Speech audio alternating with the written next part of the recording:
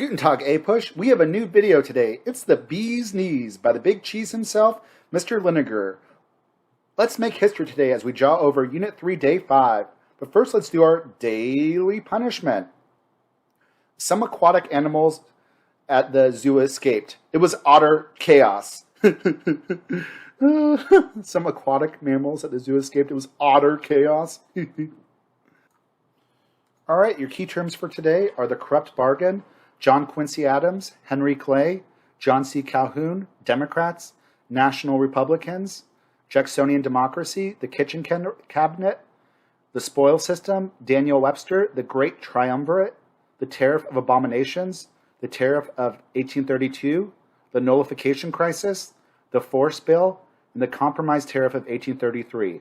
We're going to talk about the first term of Andrew Jackson's presidency. We'll spend the next two classes on Andrew Jackson's presidency, the terrorist. We're going to go over why the era of good feelings ended. There will no longer be good feelings. We're going to talk about the next two political parties, the Democrats and the National Republicans. The National Republicans will eventually become the Whig Party. We'll talk about Jacksonian democracy and its components. And we'll talk about the Nullification Crisis, one of the first big crises of Andrew Jackson's presidency. So let's talk about the corrupt bargain. In 1824, James Monroe is going to decide not to run for re-election, just like Madison, just like Jefferson, just like Washington. There's going to be a four-way race. There's no clear winner. Henry Clay will run against Andrew Jackson. He's the guy that illegally invaded Florida like a terrorist. William Crawford, who is a famous Southerner, is going to run from Georgia. And John Quincy Adams. We have a lot of sectional candidates. John C. Calhoun is going to run for vice president for both Adams and Jackson. So really, whoever wins, John C. Calhoun will be the vice president. Jackson will win the popular vote pretty handily, but he will not win a majority of the electoral votes.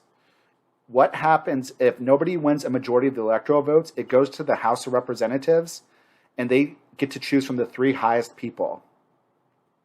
What happened was Henry Clay was not amongst the top three. Andrew Jackson was, and William Crawford was, and John Quincy Adams. Those were the three people that were the highest ones. John Quincy Adams, Andrew Jackson, and William Crawford. William Crawford, after the election, was paralyzed, so he's kind of out of it. So really, Clay has to choose between Andrew Jackson or John Quincy Adams. It says Henry Clay here, but it's really John Quincy Adams. So basically, Clay was the Speaker of the House. He had a lot of political support, and he could convince enough people to choose who he wants to be president. He hated Andrew Jackson. He thought he was a dictator in training. You know, he was really scared when Jackson just invaded a country without permission from Congress. So he's going to support John Quincy Adams. Adams will be elected president. John Quincy Adams is the son of John Adams. After he's elected president, he's going to appoint Henry Clay Secretary of State. A lot of times, the Secretary of State is the stepping stone for the presidency. Both Madison and both John Quincy Adams were former Secretaries of State. The Democrats are going to accuse John Quincy Adams of being corrupt, of basically buying the presidency by promising Henry Clay the Secretary of State. This wasn't true. Adams was a Puritan. He was very honest. Clay was extremely qualified. He was a logical choice for the Secretary of State. But this is going to lead to the end of the era of good feelings because the Jacksonians, the people that support Andrew Jackson, are going to create their own political party, the Democratic Party. And the people that support John Quincy Adams and Henry Clay will create their own party, the National Republicans. And here's the election right here. As you can see, the three people that had the most votes were Jackson, Crawford, and John Quincy Adams. Henry Clay was actually really close, but he didn't quite get to it. So let's talk about the presidency of John Quincy Adams. And it was not a very fun presidency. John Quincy Adams will be president from 1824 to 1828. Like his father, he was tactless, irritable, and sarcastic. He was nationalistic. He wanted to create a national university, a national astronomy. Congress will not vote for these things. He wanted to focus on internal improvements. During this time, Georgia wanted to kick the Cherokee out of Georgia. John Quincy Adams is going to try to deal fairly with the American Indians and the Native Americans. And this is going to antagonize the Westerners and the Southerners, thinking that Quincy Adams was a traitor, that he wouldn't just kick the Native Americans out. So far, not a lot of success for John Quincy Adams. He didn't get a lot of things passed, and Congress didn't really listen to him that much. Also, his personality was kind of mid. So in 1828, the National Republicans will nominate John Quincy Adams. The Democrats will nominate Andrew Jackson. This is the first time we've had two political parties since the era of good feelings. Andrew Jackson is going to win the election pretty handily. He'll be the first Westerner that's president. Andrew Jackson is going to do some pretty stuff that's low-key corrupt. He's going to award his supporters with public office. One of the quotes during the Jacksonian era is, "To the victor belongs the spoils." This is the spoil system. So Jackson will appoint his incompetent friends that don't even know basic math or English, and he'll appoint them governmental jobs, to be judges or tax collectors and stuff like that. So Andrew Jackson might appoint his friend Rufus to be the tax collector of New York. And even though Rufus doesn't know basic math, he's a good Jacksonian Democrat, so Jackson's going to fire the competent person that probably was a different party, and he's going to award it to his friends that were Democrats. This is the beginning of the spoil system, which is going to... Jefferson did a little bit of the spoil system, but really not that big of a deal. Jackson was really the one that introduced the spoil system, which is going to go along for the next 40 years in American history.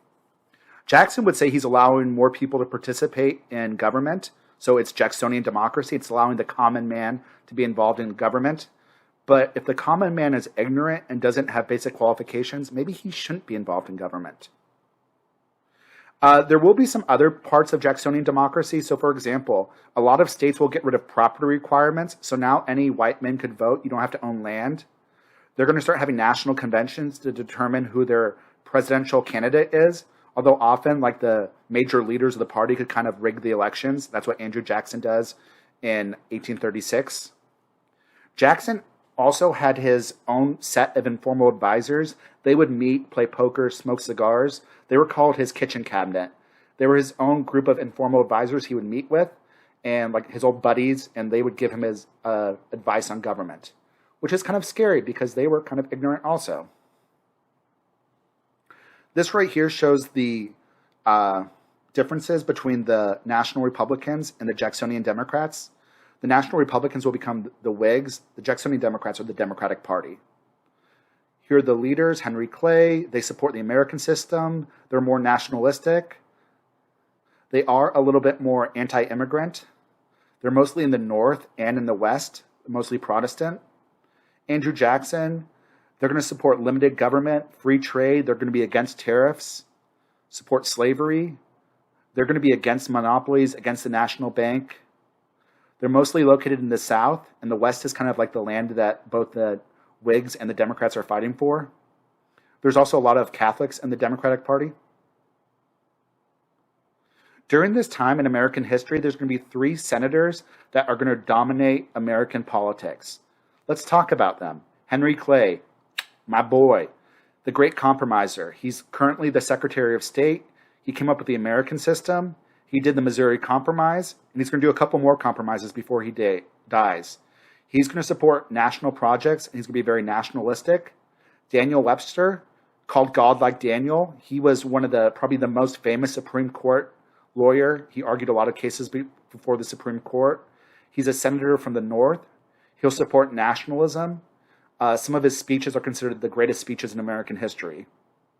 And John C. Calhoun, if you remember John C. Calhoun, he's pretty interesting.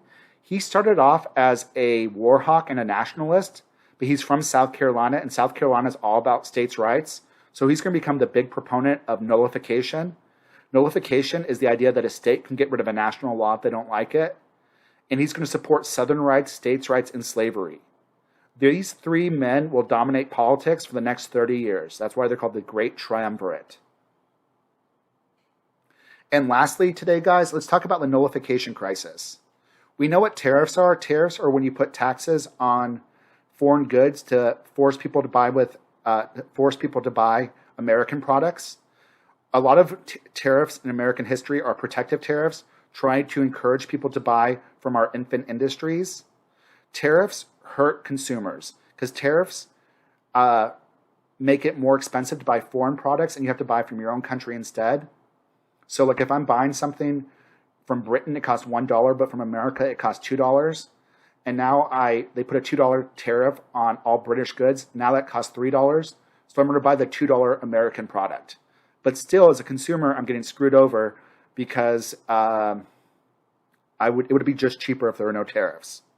Southerners will be hostile to tariffs. They thought they discriminated against the South. The South is the one that was producing raw resources. The one that's doing manufacturing is the North. In 1828, it was called the Tariff of Abominations. It was a really high tariff. The South hated this tariff. They called it the Tariff of Abominations. It raised up to 50% tariff on manufactured foreign goods. In Jackson's presidency, he's going to do the Tariff of 1832. This is going to make it a little bit cheaper, but not that much. South Carolina and the South was furious at Jackson. They thought he would lower the tariffs much more.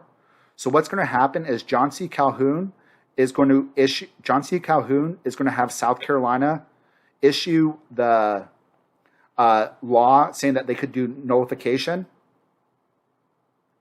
He's going to have South Carolina pass a law that says that they can nullify federal laws and that they're nullifying the Tariff of 1832. Calhoun is doing this as a vice president, so he's not being loyal to Jackson at all. Also, like he's getting his friends and supporters in South Carolina to try to nullify the tariff. Obviously, if a state can nullify federal laws, the government has no power. Andrew Jackson did believe in states' rights, but he also was nationalistic, and he didn't want a state to just be able to do whatever they wanted. So Jackson is going to have the United States Congress pass the Force Bill. The Force Bill gave Jackson power to send an army into South Carolina and to hang the traitors, basically. In the last moment, it looked like there was going to be a civil war in America. It would have been South Carolina versus the rest of the United States. It would have been a fun civil war. But Henry Clay is going to work out a compromise tariff of 1833. It's going to lower the tariff. In return, South Carolina will get rid of their nullification proclamation. South Carolina are so trolls. South Carolina is going to get rid of their nullification proclamation in the compromise tariff of 1833, after the compromise tariff of 1833. But before they do that, they nullify the Force Bill. So just a way of jabbing at Jackson. This whole event is called a nullification crisis. It was another dispute that almost led to civil war in America. This civil war would have been kind of fun because it would have just been South Carolina, those states' rights people, versus the rest of the United States. But Henry Clay will issue a compromise tariff. South Carolina is going to back down. Andrew Jackson does not get to invade and destroy South Carolina. So, winners and losers, guys. Winners and losers. All right, kiddos. That is all I have for you for today.